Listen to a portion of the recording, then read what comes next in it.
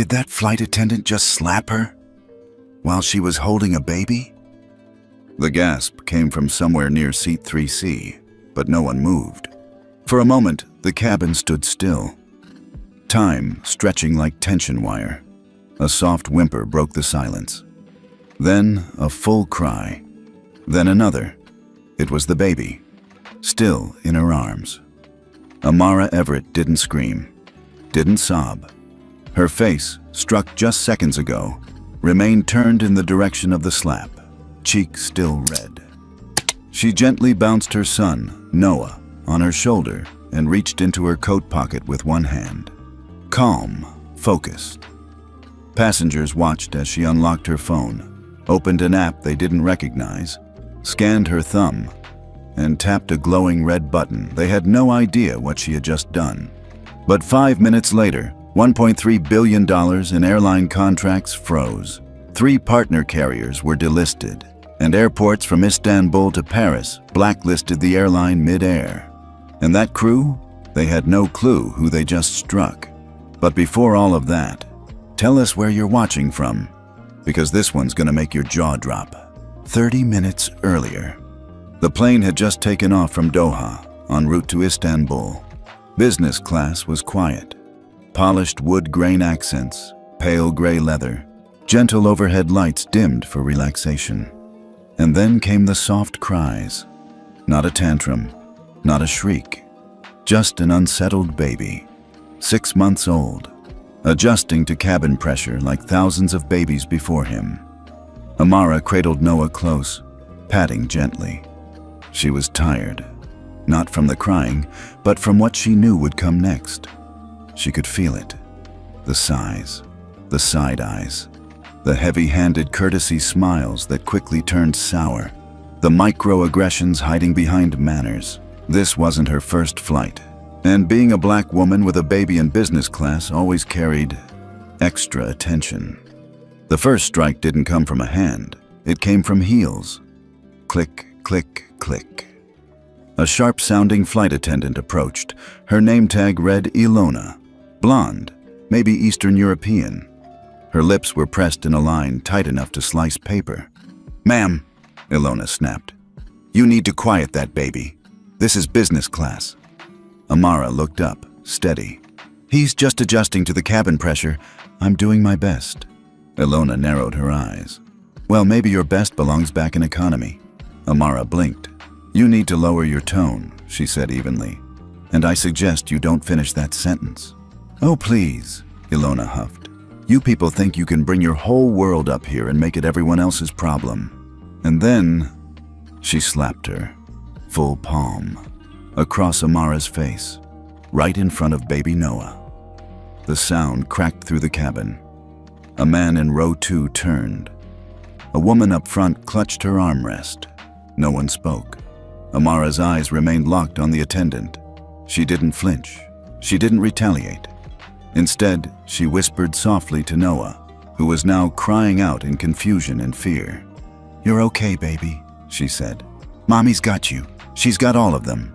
She reached into her coat, opened her phone, launched Skyban, a secure platform with 3 layers of encryption used only in worst-case ethics emergencies. She scanned her fingerprint, verified her voice, and pressed a button glowing red. Emergency ethics lock triggered, reported by Dr. Amara Everett, Seat 3A violation, physical assault, cabin crew with infant present. Status: active. Real-time protocol engaged from Geneva to London. Terminal networks lit up. Within seconds, Sky Ethics Alliance had frozen ESG compliance scores tied to Helios Air, the airline responsible for Flight 774. Within 3 minutes, automated alerts reached 3 major European transport banks, triggering funding suspensions. By minute 5, 3 airline partners who shared Helios's ethics rating were flagged and delisted, unable to use approved gates in 12 cities. The entire ecosystem, carefully built over years, moved into motion because of one tap. Her tap. Back in the cabin, Ilona hadn't even realized what had just begun.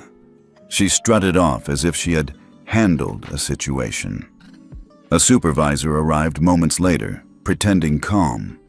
"Ma'am, we understand there may have been some tension," he said, voice syrupy. "We'd like to offer you a drink." Amara cut him off without raising her voice. "I don't want your drink. I want your accountability. But you're already too late. I'm not sure what you mean." "You will." She turned back to Noah, still soothing him gently, her fingers brushing over his curls. Passengers around her sat quietly, unsure how to respond. One older woman leaned over from across the aisle. "I saw what happened," she whispered. "If you need a witness." Amara nodded once. "Thank you. I already have the truth. I just needed someone willing to speak it." The plane touched down in Istanbul to chaos behind the scenes. Airport operations received emergency compliance notices. Ground crews were ordered not to refuel the aircraft. Helios's VIP lounge access was suspended. Within minutes, the flight was flagged, ethically grounded, across multiple terminals. Amara stepped off the plane without another word. She carried her baby with the grace of a woman who knew she didn't need to scream to shake the system. In the terminal, a Turkish gate agent ran up to her, panting. "Dr. Everett, please wait. The head of security, the airline director, they're asking to speak with you urgently." She adjusted Noah's blanket and kept walking. "I've already said everything I need to say," she said. "In code, in policy, in the system they thought I didn't know how to use." Behind her, chaos rippled through the network. Sky Ethics had activated a Level 4 ethics lockdown, something that had never happened in a commercial setting. Helios Air's stocks dropped 4% before European markets even opened. 3 of their biggest investment backers pulled out within 12 hours. And in a locked boardroom in Brussels, a vote was quietly taken. Ban Helios and its affiliates from all EU Sky access gates until further notice. All because one black mother with a doctorate in aviation policy got slapped and pressed a button she helped build. As Amara reached the airport's black car pickup, she looked down at Noah, now sleeping peacefully. She whispered, "Your mommy's voice was ignored for years, but today it shut the whole sky down." The morning sun hadn't even cleared the Istanbul skyline when Elias Everett received the call. He was already awake. He always was, especially when Amara flew. There was something about the silence in the house when she was gone. Too still, too wide. Without her laugh echoing down the halls or baby Noah's soft coos, the house felt like a structure, not a home. The call came through encrypted. Skyburn protocol triggered. Status, Level 4 lockdown, initiated by Dr. Amara Everett. Flight, Helios Air 774 violation, physical assault. Flight crew, infant present. Elias blinked once, then stood. He didn't ask questions. He didn't need to. If Amara had triggered the protocol, it meant it wasn't just bad. It was systemic, and it was personal. He walked to the large screen in his study, opened the secure server, and logged into Sky Ethics Command Hub. A red banner was already flashing across the top of the interface. 3 affiliate airlines frozen. 12 major EU and ME airports blocked Sky access routes. 1.3 B in pending ESG-based credit now under review. And it had only been 47 minutes since the incident. Across the world, things were moving faster than anyone could contain. In Frankfurt, the legal team at Helios's investment bank was scrambling to explain why the airline's ESG risk score had suddenly dropped to critical on the global transport ledger. In Paris, Skyban's internal watchdog committee was already reviewing real-time footage from the cabin. And in Istanbul, Amara stood calmly in the arrivals lounge, her coat draped over her arm, baby Noah snuggled to her chest. Her phone buzzed, once. A message from Elias. "I've activated Skygate override. You're clear to walk away. You'll never hear their name again." She smiled softly. Not from victory, but from clarity. Amara hadn't wanted to ruin anyone, but they had crossed a line that, once breached, couldn't be undone. Hours earlier, before the slap, before the silent rebellion that followed, Amara had been reading Noah a picture book on the plane. "See this one, baby?" she'd whispered. "That's a cloud, like the ones outside your window. We're riding through them." She had felt eyes on her then, watched Ilona, the flight attendant, whisper to a co-worker while casting glances her way, saw the subtle side-eye of the man across the aisle who kept shifting uncomfortably. But she'd ignored it. She had work to do. Policy briefs on passenger dignity standards, notes for a presentation at the UN Civil Aviation Forum in Geneva next week. She didn't expect kindness, but she didn't expect assault either. After the incident, while still in the air, the plane's internal communications started lighting up. A second attendant named Mila, younger and clearly rattled, came to check on her. I'm sorry," Mila said quietly, kneeling slightly to meet Amara's eye level. "That should have never happened. We're being told to report anything now, but Ilona said you were being aggressive." Amara looked up. "I didn't say a single threatening word," she said calmly. "And I held my baby the entire time. There are cameras in this cabin. That's all I need." Mila's face crumpled. "I believe you. I really do. You just have to say it when they ask," Amara replied.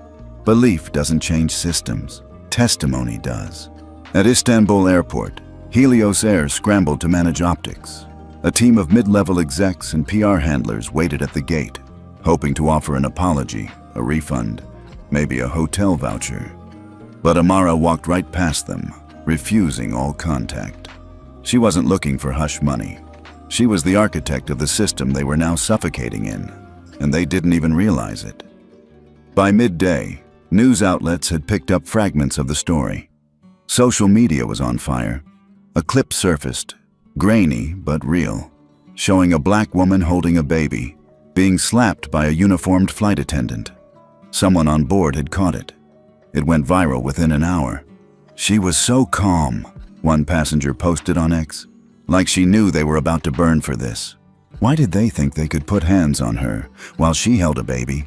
another wrote. Elias, meanwhile, was coordinating crisis talks with 12 international ethics boards.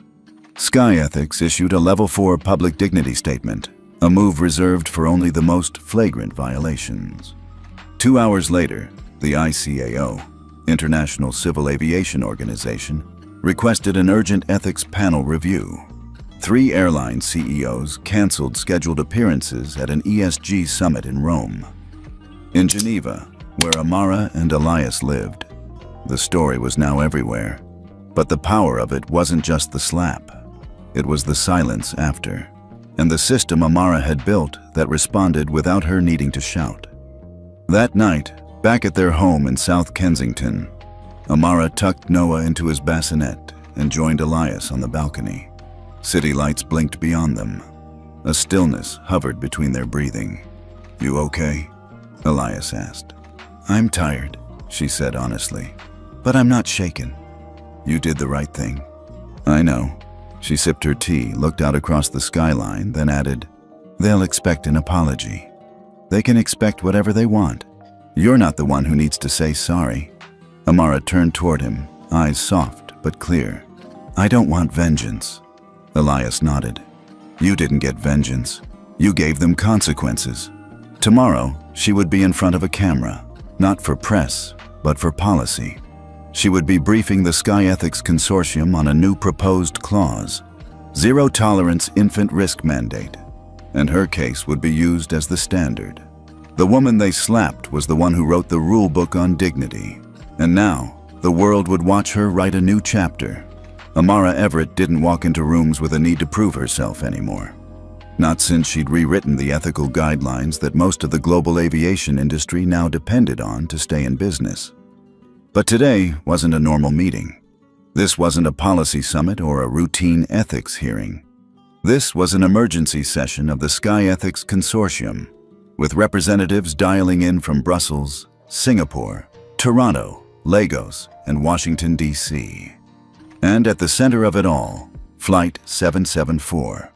The incident had reached a boiling point faster than anyone expected. But what none of them knew, what the airline was only beginning to understand, was just how deep Amara's influence ran. She wasn't just a policy advisor. She was the co-founder of SkyEthics' International Passenger Dignity Framework. She was one of 3 people in the world with override clearance to initiate a Level 4 lockdown without a review panel. And 5 minutes after that slap, she'd pulled the trigger. "Thank you for convening so quickly," Amara said, her voice steady as she addressed the virtual room of regulators, executives, and legal officers. Behind her, a large screen displayed paused footage of the in-flight assault. "I'm not here for revenge," she continued. "I'm here for integrity. Because if a woman holding her baby can be assaulted mid-air by a uniformed crew member and nothing happens, then this whole system we built means nothing." No one spoke. She took a breath, then tapped her tablet. The system worked exactly as it was designed to. Funding froze. Contracts were halted, gate privileges revoked. But the question we must now face is, how did this still happen? And what do we do next? While Amara led the summit, Helios Air was imploding behind the scenes. The airline's board of directors had gone into full crisis mode. Their chief ethics officer resigned within 12 hours of the incident. Their ESG compliance advisor was placed on indefinite leave. The CEO, Martin Duval, was still unreachable. Rumors swirled that he was on a private jet en route to Dubai, trying to negotiate side deals to preserve routes before they were all canceled. But it was too late. The damage was viral, financial, and regulatory all at once. On the ground, stories were pouring in.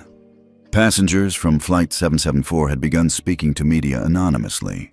One man posted a video from the gate after the incident. "She didn't yell, didn't argue. She just pressed one button, like she knew the system would do the rest. You could feel it. She wasn't scared. She was in control." A Turkish airline worker shared on Instagram, "We were told to reroute Helios planes because their ethics score dropped to non-compliant. That's serious. I've never seen that before, and it was her report that did it." Back in the US, headlines ran wild. "Woman holding infant slapped mid-flight. Turns out she wrote the rules airlines follow." Dr. Amara Everett quietly topples 3 airlines in 5 minutes. The most powerful voice in aviation just made a statement without saying a word. After the meeting ended, Amara sat in silence in her office. No cameras, no noise, just her, and the question she had buried for years. Was it enough? She never wanted to be famous, never wanted headlines or hashtags. She had built systems like Skyban and SkyEthics because she knew what it felt like to be dismissed, talked over, and judged. All while doing everything right. Being black, being a mother, being too composed, being too qualified. There was always a reason they found to look past her. Until now. Now the world was looking directly at her and listening. Later that night, Elias returned home after a security briefing in Brussels. He found Amara curled up on the couch, baby monitor on the table, CNN muted on the screen. He leaned over, kissed her forehead. "You didn't flinch," he said softly. "I couldn't afford to," she replied. "You know what the banks are calling this?" Amara raised an eyebrow. "The Everett event," she snorted. "Sounds like a cosmic disaster." "Depends who you ask," Elias said with a grin. To Helios, it was. The next morning, something unexpected happened.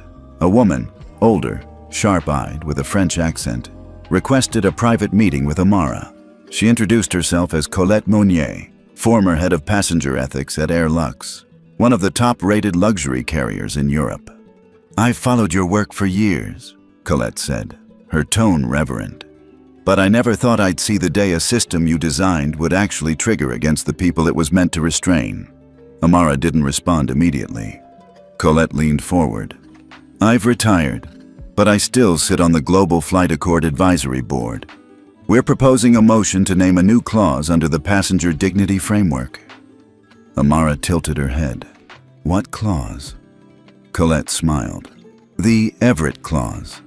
Automatic ethics lockdown triggered if a crew member commits physical violence against a passenger holding a dependent child. Amara blinked. That's not necessary. Colette's smile didn't fade. Neither was a slap. The very next day, Sky Ethics ratified the clause unanimously. Within 48 hours, the FAA, ESA, and ICAO all issued provisional adoption notices, and 17 major international airports updated their operational policy to include the Everett Clause, effective immediately. Helios Air, their ethics score remained frozen. Their emergency audit revealed 4 previous complaints of physical intimidation by the same flight attendant, Ilona, buried by internal staff. Ilona was terminated. So was the supervisor who enabled her. Back in Geneva, Amara took Noah for a walk by Lake Lehman. A light breeze passed over the water, and Noah laughed at the wind catching his curls. Amara crouched next to his stroller and whispered, "You won't remember this, baby, but one day, when they ask why things changed, they'll say it started because your mother didn't scream." She documented. They called it the slap scene around the skies. Within 48 hours, footage from Flight 774 had been viewed over 92 million times across platforms. Not just for the violence, but for the silence that followed. Because Amara Everett didn't scream. She didn't fight. She held her baby, pressed one button, and watched the world rearrange itself around her. The video came from a quiet young man in seat 14A. No one even noticed he was recording. He uploaded the footage with the caption, "She didn't deserve that. Neither did the baby." That's all it took. CNN ran a segment called The Quietest Rebellion. NPR aired a piece titled Dignity Under Fire, When Calm Becomes Power. Even Trevor Noah posted, "Forget CEOs yelling on planes. This woman pressed a button. Now watch 3 airlines melt." Amara sat in silence. Her baby Noah curled asleep against her chest while the world erupted outside. Her inbox filled with interview requests. Politicians, think tanks, women's organizations. Even the White House wanted to comment. But she wasn't ready to speak, not yet. Because something kept haunting her. No one had apologized. Not Ilona, the flight attendant. Not the airline. Not the flight crew who watched it happen. All she got was a generic, "We are conducting an internal review" email that made her want to laugh. Or scream. Or both. Instead, she forwarded the email to her legal team. Then she called her mother. "Mom," she said quietly, holding the phone between her shoulder and cheek while cleaning up Noah's bottle. "You saw the video?" "Baby, the whole neighborhood saw that video. The girls at church haven't stopped talking." Amara sighed. "I didn't want this attention." Her mother's voice was gentle but firm. "You didn't ask for it, but now it's here. So you choose what to do with it. Just like you always have." Pause. "And for the record, I'm proud of how you held your ground. That woman forgot who she was touching." Amara didn't speak for a moment. Then she smiled. "Thanks, Mom." That same evening, an unexpected delivery arrived at the Everett home. A man in a crisp navy suit stood at the door holding a small box, marked confidential. It wasn't from Helios Air. It was from Sky Vista Compliance Commission, a private auditing firm contracted by multiple global aviation ethics boards. Inside the box was a flash drive and a letter. "Dr. Everett, per Clause 814 of the Passenger Ethics Cross-Verification Treaty, you are entitled to receive sealed staff records if directly involved in a Tier 1 ethical breach. We believe the contents of this file are of interest." What she saw next shifted everything. The flash drive contained a full misconduct history of Ilona, the flight attendant. 7 prior complaints in 4 years, 2 for physical aggression, 5 for racially coded language. One passenger in 2022, a single black mother, had filed a written complaint after being publicly humiliated by Ilona for bringing a screaming child on board. The case was closed internally. No disciplinary action. Worse, a memo showed that Ilona had been flagged twice for emotional instability under pressure, but cleared for international flights anyway. Amara's hand shook as she closed the files. It wasn't just a slap. It was a system that had protected a pattern. And now that system had a spotlight on it. She knew what she had to do. The next day, Amara appeared live on national television, not as a victim, as a witness. Standing in front of a black backdrop with only a single photo of Noah behind her, she spoke plainly. What happened to me was not an isolated incident. This flight crew didn't just fail me. They failed every passenger who saw a mother attacked and said nothing. And the airline? They protected that failure over and over again. But we're done whispering about it. Today, I'm filing a formal federal ethics violation against Helios Air and its 3 partner carriers.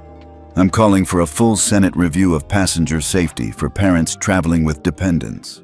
And I'm activating the Skyban protocol under international treaty, banning Helios from operating in 38 airports worldwide until they adopt the passenger integrity framework. This is not about punishment. This is about prevention. And most of all, this is about what happens when we stop asking for justice and start designing it. The fallout was immediate. Helios stock dropped 17% in 1 hour. 2 partner airlines, SkyZion and Aerolux, scrambled to distance themselves. 3 airport coalitions froze their contracts. The FAA confirmed it would open a full inquiry. And for the first time in public history, a passenger-led federal ethics complaint triggered a joint investigation by the FAA, EACA, and ICAO, a tri-continent regulatory response. They didn't just watch the slap, they acted because of it. But perhaps the most powerful moment happened days later, when Amara received a letter. It wasn't official, it wasn't corporate, it was handwritten, and it came from a woman named Rhea, who had sat in 13B on that flight. It read, "Dr. Everett, I froze when I saw her hit you. I should have said something, I didn't, and I've hated myself for it ever since. But then I watched what you did, how you held your child, how you pressed that button like it was the calmest thing in the world. You didn't just protect your baby, you protected us too. Thank you for showing the world how power looks in silence." That night, Amara held Noah a little longer. She kissed his forehead and whispered, "You'll never have to ask if your voice matters, because mine already answered." Amara Everett had expected legal blowback. What she didn't expect was reverence. Within 72 hours of her televised statement, her name had been cited in more than 200 policy memos, 47 news editorials, and 15 university law blogs dissecting her use of the Skyban protocol. But Amara wasn't celebrating. She was preparing, because she knew what came next. Pushback from the old guard. And they wouldn't come at her directly. They'd go after the systems she built. It started with a whisper, an anonymous op-ed in the Financial Times titled, "Too Much Power in One Passenger's Hands?" The article didn't name her, but it questioned whether non-elected individuals should be able to override aviation access globally. That same day, a retired airline executive went on cable news and called Amara's actions emotional and disproportionate. She'd seen this tactic before: minimize, dismiss, reframe her calm as irrational, her expertise as emotion. But this time, they weren't just questioning a black woman's response. They were challenging the very ethics charter she helped write. That evening, Amara received a call, not from a journalist, not from an airline, but from Senator Anika Jordan. "Dr. Everett," Anika said, voice low, calm. "The FAA committee wants your testimony." Amara paused. "They're convening hearings?" Senator Jordan exhaled. "Not just hearings, they're reopening the Aviation Accountability Act. You've started something bigger than you realize." Amara leaned back. Not just personal justice, legislative reform. 1 week later, she entered Capitol Hill, hair pulled back, baby Noah with her. No nannies, no assistants, just her, holding the same child she held during the slap. The moment she stepped into the chamber, there was silence. Not because of who she was, but because of what she represented. A mother, a passenger, a systems architect. And now, a catalyst. The testimony lasted 4 hours. Amara laid out her case with precision and clarity. She spoke not as a victim, but as a builder of compliance systems used across 19 countries. She showed proof of repeated FAA negligence in upholding ethics flagging. She shared data from Sky Ethics showing that passengers with young children were 4.8x more likely to be de-escalated with force, especially if they were black or brown. And then, finally, she offered a solution. I'm proposing the formal adoption of the Passenger Dignity Mandate, a binding federal clause requiring all U.S. licensed airlines to implement nonviolent de-escalation training, immediate third-party ethics review for any use of force on parents with dependents, biometric logging of cabin interactions. If an airline fails to comply, it loses access to the Sky Ethics Green List, which 63 international airports now require for clearance. When she finished, no one clapped. They sat in silence, some stunned, some humbled, some afraid. Because she hadn't just testified. She'd redefined the rules of flight. That night, Amara returned home exhausted. Her baby was finally asleep. The lights were off. The house was quiet. Until her husband Elias walked in holding a letter. "It's from ICAO," he said. "Came via secure courier." Amara opened it slowly. Inside, a formal acknowledgement. The Everett Clause is now under preliminary adoption for international aviation law review. You have restructured the framework for what passenger dignity means in a post-pandemic world. The next morning, something even more unexpected happened. Her former law professor, Dr. Samuel Graves, the man who once told her she'd never lead from behind a screen, wrote an op-ed in The Atlantic titled, "The Quiet Rewrite of Aviation Law, led by a Black Mother." He ended the article with, "What began with a slap ended with a system rewriting itself to prevent the next." Dr. Everett did not yell. She simply made sure her son would never need to. At Helios HQ, panic had set in. 3 ethics audits were in full swing. Board members resigned. Investors began pulling ESG funds. In the middle of it all, a whistleblower leaked a memo. Flight 774 incident could have been avoided. Internal flagging on Ilona was suppressed to meet staffing minimums. It was the final nail. The CEO of Helios stepped down live on CNBC. But even then, Amara made no comment. She didn't need to. The world was speaking for her now. One last surprise came quietly. From the United Nations. They requested her attendance at the Geneva Global Passenger Rights Summit as keynote speaker. The invitation letter ended simply, "Because silence is not absence. Sometimes it is the sound of power shifting." That night, Amara stood on her balcony, wind in her curls, her baby finally asleep, breathing soft in the next room. Elias came up behind her, wrapping his arms gently around her waist. "Do you think it's over?" he whispered. She thought for a moment, then shook her head. "No, but I think it's beginning again. On our terms, this time." She closed her eyes and let the quiet speak for her. For a few days, the world believed Helios Air might just admit defeat. They had been caught red-handed. A viral slap, an ethics meltdown, a global compliance freeze. Most companies would have cut their losses, but not Helios. Not yet. Because deep inside the boardrooms of their Manhattan headquarters, a plan was brewing. Not to apologize, but to retaliate. Their first move? Leak stories painting Amara as volatile, media-hungry, obsessed with control. An anonymous source told one paper she threatened to ruin the careers of the innocent. Another hinted at conflict of interest between her and Sky Ethics, suggesting she might have manipulated the audit outcome. None of it stuck. But they didn't need it to be true. They just needed people to doubt her. Meanwhile, Ilona, the flight attendant, went on a right-wing podcast, cried on camera, claimed she was the victim, said Amara shoved her shoulder first, accused her of using the baby as a shield to escalate things. That clip went viral too, but not in the way they wanted.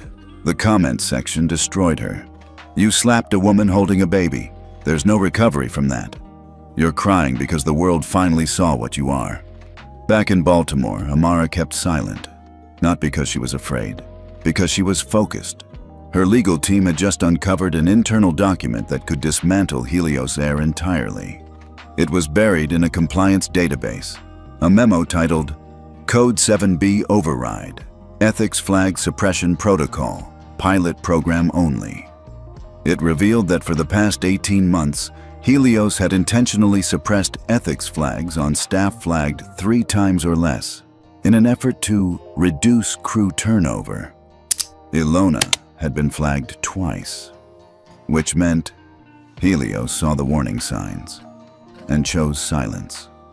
Amara forwarded the document straight to the FAA, but before the FAA could respond publicly, Helios went nuclear. They filed a civil defamation suit against Amara Everett, $10 million in damages, claiming her press conference caused irreparable financial harm and that her personal bias against the airline industry constituted intentional sabotage. It was a bold move, one they hoped would rattle her. But Amara didn't flinch. She told her lawyer, "Let's not settle. Let's make them prove every lie." News of the lawsuit spread like wildfire, but instead of isolating her, it rallied the public. Parents who'd been kicked off flights, passengers wrongfully removed, flight attendants who were punished for speaking up. People flooded her inbox. One message read, "You're not suing them alone. You're suing for all of us who never got to press record." And then something surprising happened. Former Helios employees began contacting her. A gate agent, a training supervisor, even a mid-level HR director, each with their own horror story, each willing to testify. One woman, a Latina mother, shared that she'd been fired for reporting a pilot who used racial slurs. Amara added her to the list. The trial was set for federal court in D.C., but before they could even walk in, a bombshell dropped. Reuters released a leak from the FAA investigation. Preliminary findings confirm systemic ethics flag suppression across 3 Helios-affiliated carriers. Compliance failures may affect international airspace access. Boom! Helios Air was officially under multi-agency investigation. Within hours, their access to 4 major European airports was suspended. $610 million in ESG-linked funding was frozen. 2 of their insurance partners pulled out. Suddenly, the lawsuit against Amara looked like what it truly was: a distraction, a cover-up, and an act of desperation. The court date arrived. Federal courthouse, full press presence, overflow room packed. Amara walked in wearing a navy suit, holding Noah's small hand. No fear, no PR team, just quiet resolve. The judge looked at both legal teams and asked a simple question: "Why are we here?" Helios's attorney stammered through a long-winded explanation. Then Amara's attorney stood and handed over the Code 7B memo. The courtroom fell silent. The judge skimmed the first page, then looked up. "Is this document authenticated?" "Yes, Your Honor." "And did the defendant cause this to be leaked?" "No, Your Honor. The document came from a public compliance database after the Skyban protocol was triggered." Another pause. Then the judge said something no one expected. "I'm throwing this case out.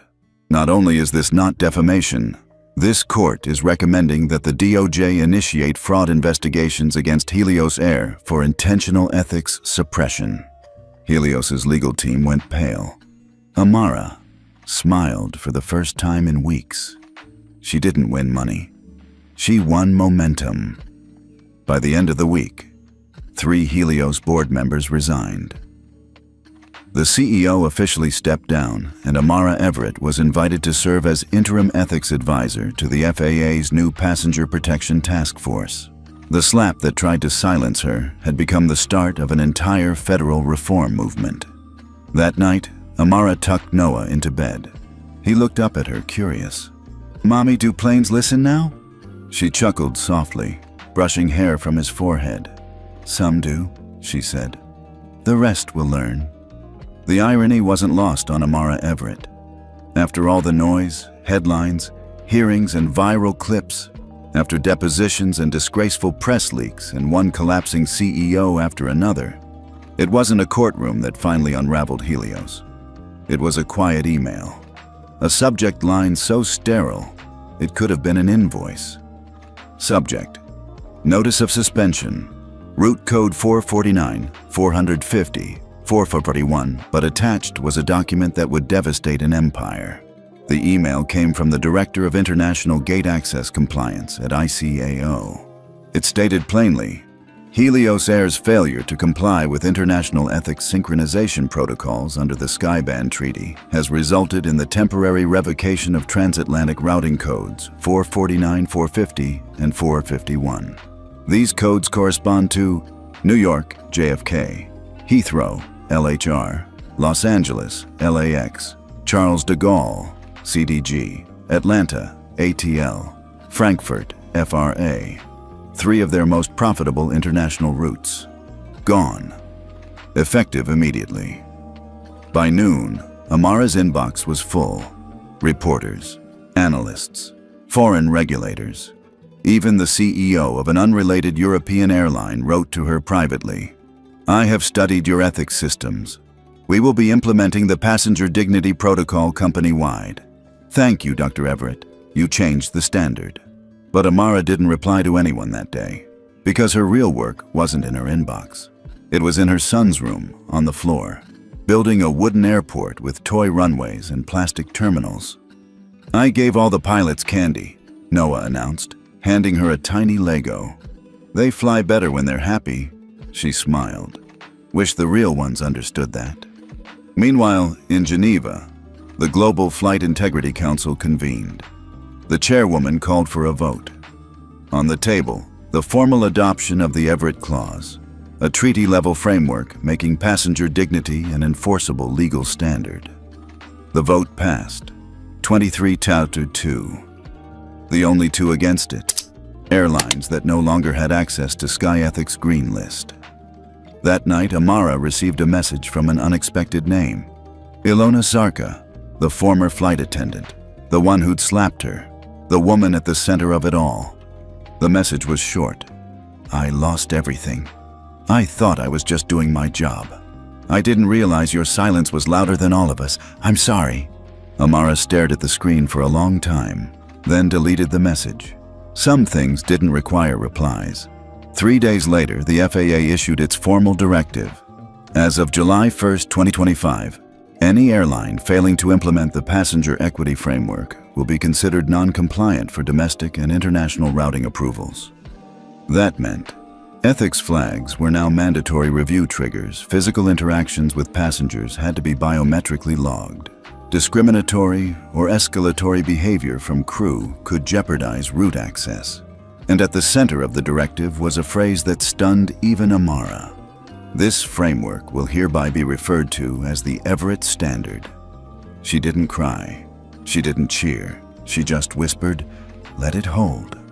A month later, she stood inside a redesigned Helios terminal, one now operated by a new ownership group. The old branding was gone. In its place, Sky Dignity Airlines, the first US-based carrier to be fully ethics certified under the Everett Standard. A young black woman in a crisp new uniform walked up. "Dr. Everett?" Amara turned. The woman beamed. "I trained on your ethics modules. It's required now for all of us. We start every shift with a check-in that says, 'Passenger dignity is non-negotiable.' It's changed everything." Amara smiled gently. "Good." The woman hesitated, then added, "Also, I hope you don't mind, but we named the infant seating program after your son." Amara's eyes widened. The woman explained, "It's called the Noah Zone, a priority space for parents flying with young children. No extra charge, no judgment, just room to breathe." That time, Amara did cry. She walked through the terminal in silence after that. Every flight number felt like a sigh released. Every boarding announcement felt like closure. But she didn't go straight home. Instead, she stopped at a quiet corner of the airport, a window overlooking a tarmac where planes ascended like prayers. She stood there for a long while, until Elias found her. "Hey," he said. "They're asking if you'll speak at the UN again." She shook her head. "Let someone else take the mic," she said. "I've said what I needed." He nodded, then pulled something from his coat pocket, a small metal plate, about palm-sized, etched with, "In honor of Dr. Amara Everett, who taught us that dignity doesn't need to shout." "Where did you get that?" she asked, touched. "They're installing it on the foundation beam of the new FAA Ethics Command Center in DC." She looked down at the plate, then up at the sky. No more slaps, no more whispered protocols, no more gate agents deciding who looked like they belonged. Just systems, truth, and a new standard, written in her name. By now, most of America had heard the story. They knew about the slap, the baby, the billionaire husband no one saw coming, the 1.3B freeze, the 3 airlines blacklisted, and the protocol that changed aviation overnight. But what they didn't know, what no one but a handful of people in Washington knew, was that Amara Everett was about to walk into the most powerful room in aviation history, and not as a guest, as a founding architect. The new Passenger Ethics Command Center had been under construction for months.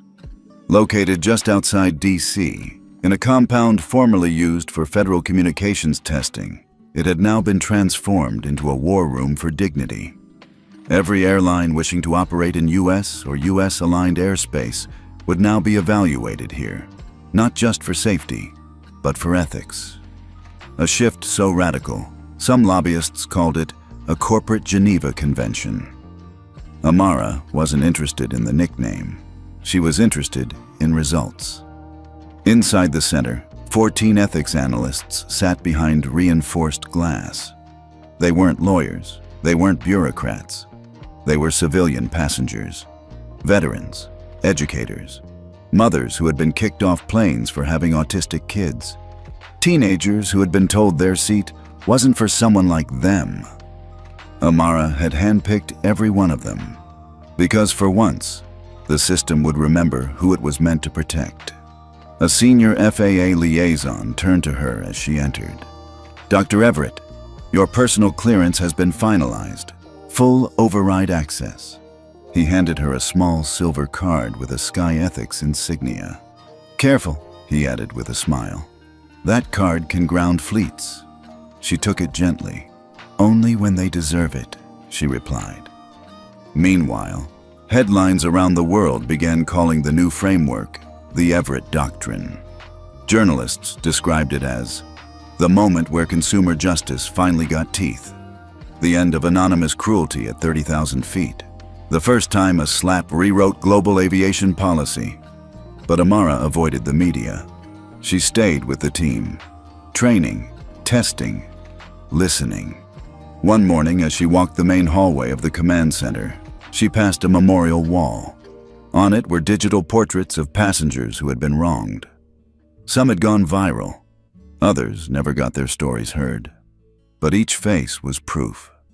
Silence had cost too much. She paused at a photo of a young black father holding his crying daughter on a delayed tarmac. Amara whispered under her breath, "No one forgets you now." Then came the test case. An international carrier, Nova Skyways, based out of South Africa, had failed to comply with ethics on boarding across 5 flights. But unlike Helios, they didn't deflect. They didn't sue. They sent a full internal audit, suspended 17 employees voluntarily, and requested guidance to rebuild under the Everett standard. It was the first time an airline didn't just obey, they believed. And Amara approved them for provisional compliance. The media expected fireworks. Instead, they got grace. But not everyone was happy. A senator from a southern state held a hearing claiming the FAA was weaponizing empathy. He called the passenger equity framework an overreach by unelected emotionalists. Amara watched the hearing from her office. When asked to testify, she sent a simple message. What's being called emotional is actually measurable harm. Every slap, every scream, every ejection without reason, we finally have tools to track them. That's not overreach, that's accountability. The next day, the senator quietly withdrew his opposition. One night, well past midnight, Amara found herself in the main observation room alone. Dozens of screens blinked with real-time cabin feedback, passenger reports, biometric stress indicators, crew behavior scores. Elias walked in holding 2 cups of coffee.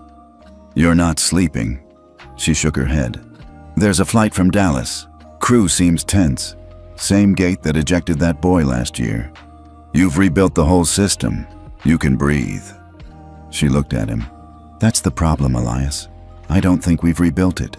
We just finally saw what it always was. Now we have to keep watching." 2 weeks later, a small commuter airline violated the protocol. A mother of 3, black, low income, was forcibly moved from her seat so a platinum member could be more comfortable. No one recorded it, but the biometric sensors picked up everything. Raised heart rates, escalated crew tones, aggressive hand movements. The footage was flagged, and within 17 minutes, the airline's route access to 4 mid-size airports was temporarily revoked. Passengers on board were rebooked automatically, with compensation. The news broke the next day. New FAA Ethics Center grounds regional carrier in 17 minutes after dignity violation. The world had changed, and now it could respond fast enough to matter. That weekend, Amara went home to Baltimore. Noah was playing in the yard with his Lego planes. He looked up and asked, "Do planes still slap people?" She smiled, kneeling next to him. "Not if they want to keep flying." He nodded, satisfied, then added, "Can I be in charge when you're done?" She laughed. "You already are. You're the reason any of this started." It started as a flicker, a red pulse on a dashboard screen, then 2, then 7. Inside the Ethics Monitoring Command Center, built under FAA Regulation 74B, the entire Northeast Quadrant went active. 7 flights, 4 airlines, all flashing ethics violation, priority code red. On screen, a crew member could be seen shoving an elderly passenger's carry-on back at her lap. Another screen showed a child being told to shut up or be removed. In Detroit, a black family was bypassed for meal service while every other row was served. The AI didn't hesitate. The system triggered what Amara Everett designed, Gridlock Light, a temporary ethics-based routing pause that held flights from pushing back until human analysts confirmed or cleared the violations. And this time, it didn't take hours. It took 8 minutes and 46 seconds. Amara was mid-call with Geneva when she saw the flags. Her tablet buzzed. She paused. "Give me a moment." The alert flashed in all caps. "Live ethics lock engaged, 4 carriers held, 2 under watch for secondary trigger." She stood up slowly, walked over to the control glass, and leaned in. Each screen showed a different story. Each one was disturbingly familiar. But this time, no child had to cry. No mother had to beg. The system had intervened before escalation. The dignity alarms worked. The data had remembered. Inside the command floor, an ethics analyst named Priya Chan leaned back in her chair. She had helped design the real-time sentiment model. It tracked crew tone, passenger volume, facial micro-expressions, and even wrist tension. But today wasn't about tech. It was about a decision. Her voice came through the comms. "Helios Regional Crew 781F. Confirmed second infraction within 48 hours. Recommend full ethics grounding." The room fell silent. This was the first time since Helios's rebrand that a new violation had reached second trigger threshold. Elias turned to Amara. "Do we ground them again?" Amara looked at the screen. The flight hadn't even left the gate. She nodded once. "Pull the jet. Issue the flag." The press caught wind by noon. Headline after headline spun up. Helios suspended again. Systems strike faster than CEOs. FAA gridlock triggers grounding in under 9 minutes. Everett standard holds. The ethics revolution, when a system cares more than people used to. One late-night anchor simply said, "If your airline doesn't have a soul, a Mara Everett system will get it one." Meanwhile, social media was ablaze. A TikTok from a teenage girl on board one of the grounded flights went viral. In it, she filmed the moment the captain came on intercom and said, "Ladies and gentlemen, due to an ethics systems trigger, we will not be departing until further notice. Please know this is not a delay. It's a decision to respect your dignity." The girl captioned it, "Imagine living in a world where airlines protect you before hurting you." The video got 28 million views in 36 hours. Amara wasn't celebrating. She was thinking. At a press briefing, a journalist asked her, "You've built a system that predicts harm before it happens, but are you worried people will start gaming it? That it'll be seen as just another rule book to bend?" She stared for a long moment, then said, "Systems don't stop cruelty, but they interrupt it. And in that pause, between action and reaction, lies the chance to change." That night, she returned to Baltimore for the weekend. Elias was waiting on the porch. Noah had fallen asleep inside, curled up with a toy plane in one hand and an FAA security badge in the other. Amara's badge, laminated, now his favorite treasure. "You okay?" Elias asked. Amara exhaled. "We grounded 4 flights before Wheels Up. 4 families didn't have to live what we lived." He nodded. "You think it's enough?"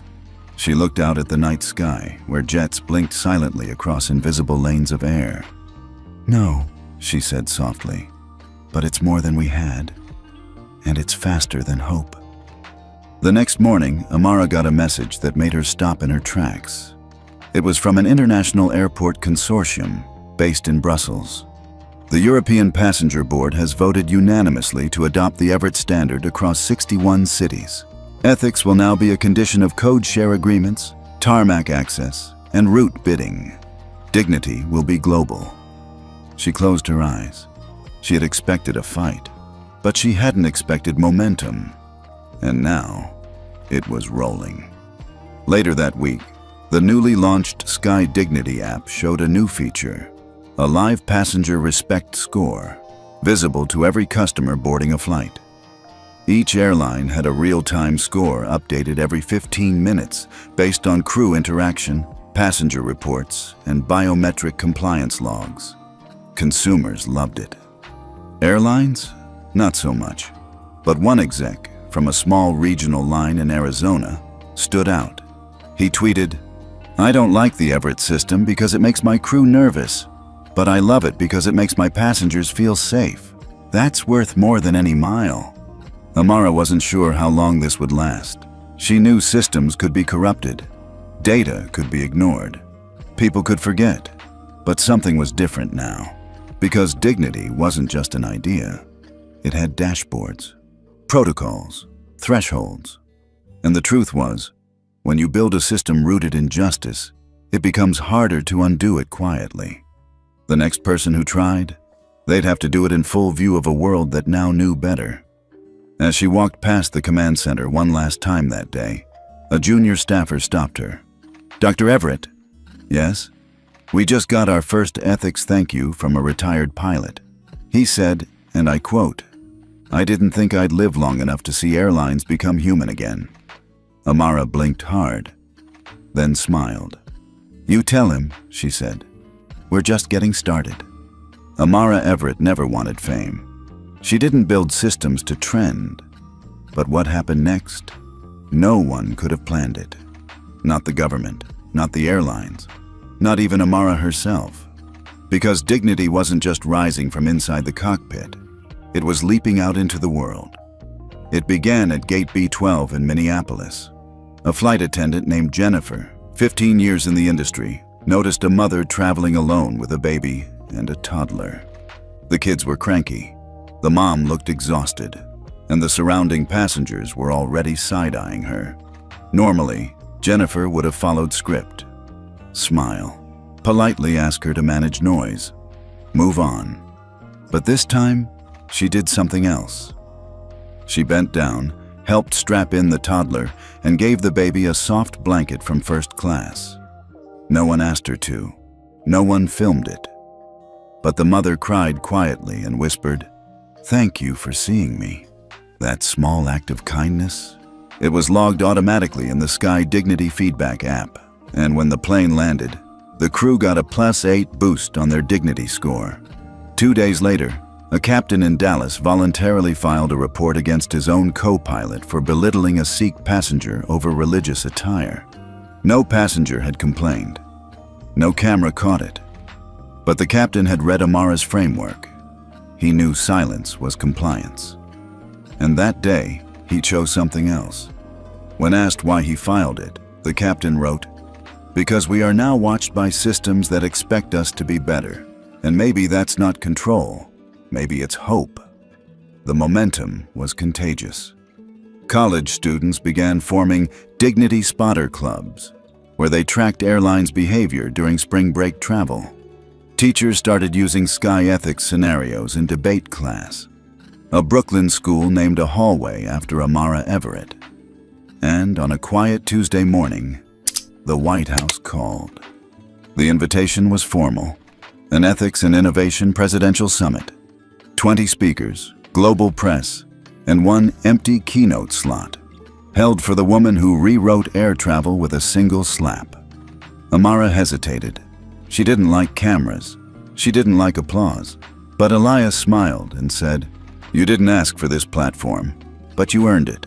And so, she went. The room was larger than she expected, packed with CEOs, regulators, civil rights attorneys, and activists, but also flight attendants, single mothers, passengers who had been thrown off planes for looking suspicious, children who had once been duct-taped for being autistic. She wasn't here as a tech leader. She was here as proof. Proof that a system built by someone who understood injustice could change things faster than laws alone. Amara stood behind the podium.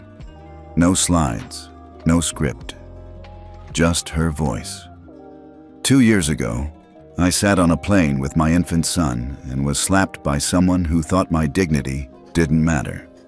5 minutes later, that someone learned my name wasn't just Amara. It was Everett, and my husband owned the plane. But this story was never about revenge. It's about designing systems that remember what cruelty looks like, so people don't have to survive it alone. Dignity is not a perk, it's a right. And every industry that forgets that is now on notice.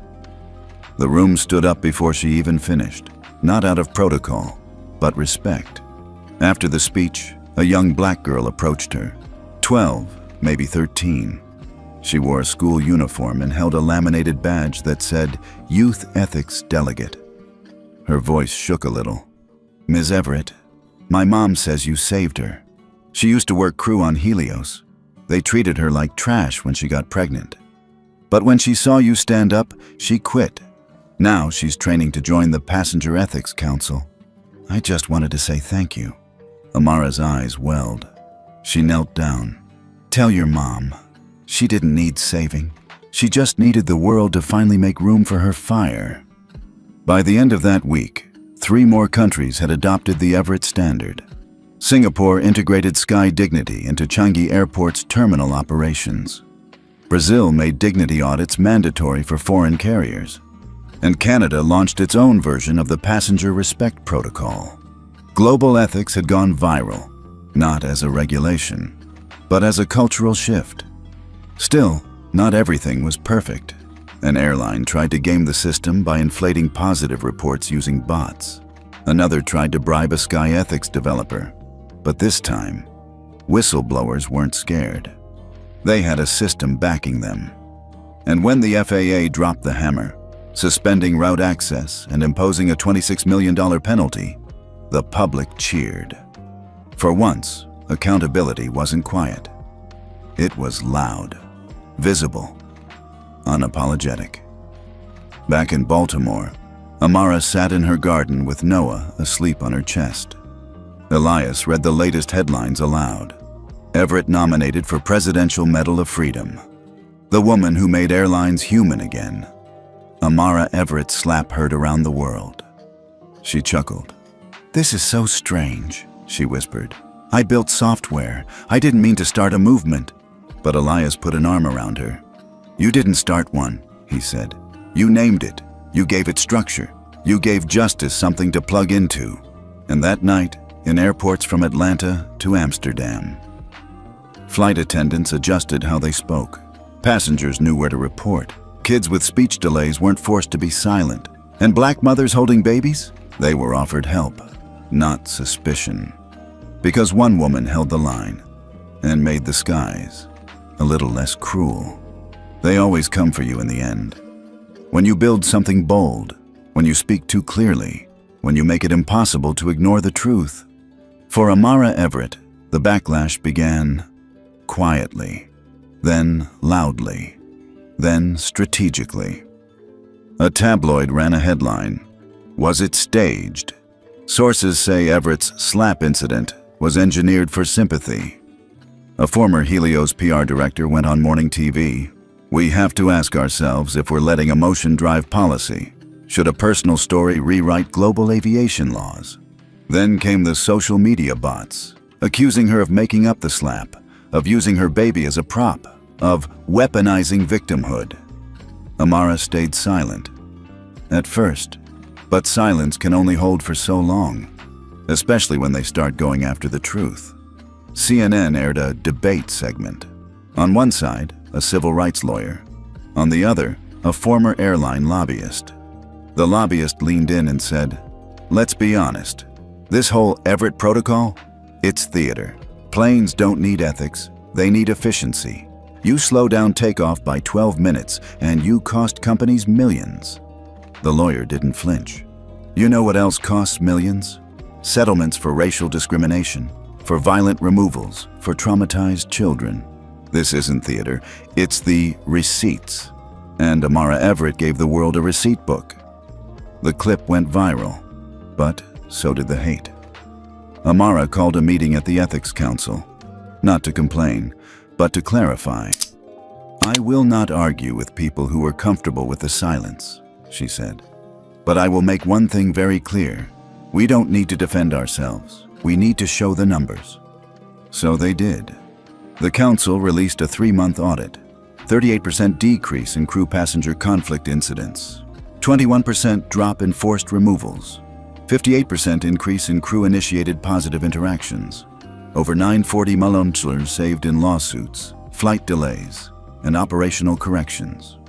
The press tried to spin it, but math didn't lie. Still, one network pushed harder. They dug up Amara's early career, a misquoted email from a decade ago, an old interview out of context, a photo of her once accepting a donation from a controversial investor who she later rejected. They called it the Everett Echo Chamber, and for a moment, just a moment, it worked. A few senators paused their support for the Passenger Integrity Charter. A sponsor pulled out, and Amara felt it in her chest, that deep, familiar ache of being disbelieved not for what you did, but for who you are. Elias found her on the balcony that night. She was staring at the city skyline, silent. He didn't try to fix it, just stood beside her. She finally said, "I gave them a system, and they want to make it about me." Elias replied, "Because you didn't just design something that works. You designed something that makes cruelty visible. They were fine when injustice was quiet, but now it screams, and they're terrified." Amara didn't release a statement. She released a report.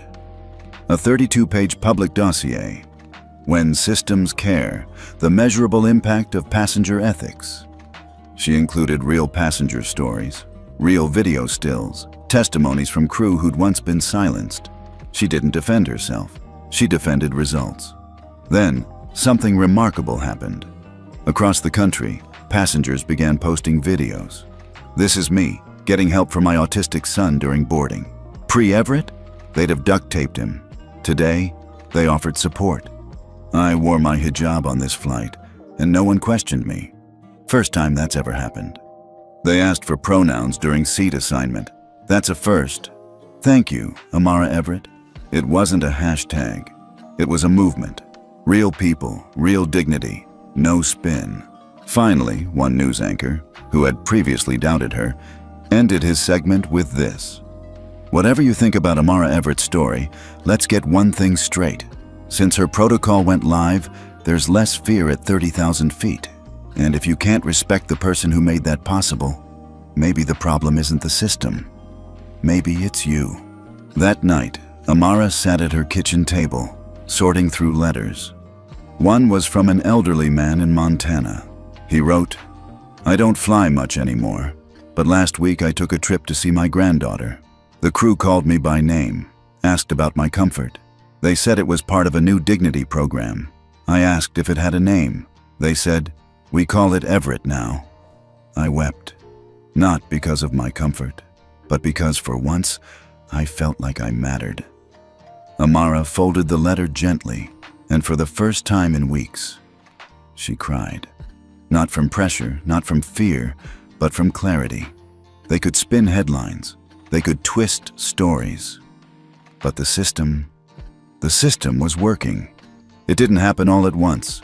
No fireworks, no confetti drop. Just a slow, powerful shift.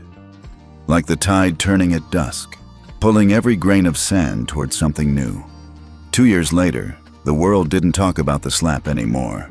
Not because they forgot, but because they'd moved on to what came after. Every airline flying over U.S. airspace now followed the Everett Passenger Ethics Treaty. 42 airports embedded the Sky Dignity feedback system into their terminals, and international hubs from Seoul to Stockholm adopted their own Everett clauses, refusing to partner with airlines that didn't meet basic ethics thresholds. But Amara Everett? She wasn't on magazine covers anymore. She wasn't giving TED Talks. She wasn't even tweeting. She was building. Back in Baltimore, she walked into a public high school named after her, the Amara Everett Center for Civic Leadership. On the walls, photos of students who'd interned with the Passenger Integrity Council. In the halls, a mock ethics lab simulating real-world dilemmas. And in the corner of the library, a small framed plaque read, "This building exists because one woman refused to stay seated after being slapped." Amara stood there with Elias, Noah now walking beside them. She ran her hand gently over the plaque and smiled. Months later, she sat in the back row at the Skybridge Summit in Chicago. She didn't speak. She didn't wave. She just listened. The FAA commissioner took the stage. "This year, we're launching the Everett Index, the world's first cross-airline transparency score measuring ethics, equity, and enforcement," he announced. Cheers erupted, but Amara just whispered to herself, "Let them say my name when I'm not in the room." That, to her, was legacy. Meanwhile, change kept blooming. An AI training program she helped design, ClearFlight, became standard in all flight attendant schools. Instead of memorizing procedures, trainees now practiced human empathy scenarios built off real passenger experiences. And when a new airline from Ghana requested to license the Everett Protocol for global operations, Amara flew out to meet them. They didn't want her money. They wanted her blueprint. And they got it, free of charge. One night, she got a letter, this time from a former Helios employee, Sandra Whitmore, the flight attendant who slapped her. It read, "You don't owe me grace, but I want to say thank you. I didn't understand what I represented that day, how much harm I carried. Casually, I lost my job. I deserved that. But because of you, I also got therapy. I now train young flight crews in Vancouver on de-escalation and equity. I tell them, you don't need to be a villain to do damage, but you do need to be human to do better." Amara folded the letter slowly. She didn't cry. She nodded. Sometimes change came through the back door. That spring, a new federal ethics center opened near DC. Reporters asked why Amara's name wasn't on the building. The chair of the Ethics Council smiled and said, "Because real architects don't need to stamp their name on the blueprints. Every system in here? She built it." On the anniversary of the slap, someone posted a photo on Reddit. It showed a young black mother boarding a plane, holding her baby. 2 flight attendants were kneeling, helping her with the stroller, smiling. The caption said, "We still mess up, but not this time. Not today. Today we got it right." Because of Amara. It went viral, not because it was sensational, but because it was real. And late one night, Amara stood by the window of her home, watching Noah sleep. Elias handed her a mug of tea. She asked softly, "Do you think people will forget what started all this?" He shrugged, thoughtful. "Maybe, but not the system, not the feeling. They won't remember why they feel safer in the sky, but they will. And when they land with dignity, your name will be in the air, even if they don't say it." Outside, a plane soared overhead. No delay, no screaming, no broken pride in aisle 12.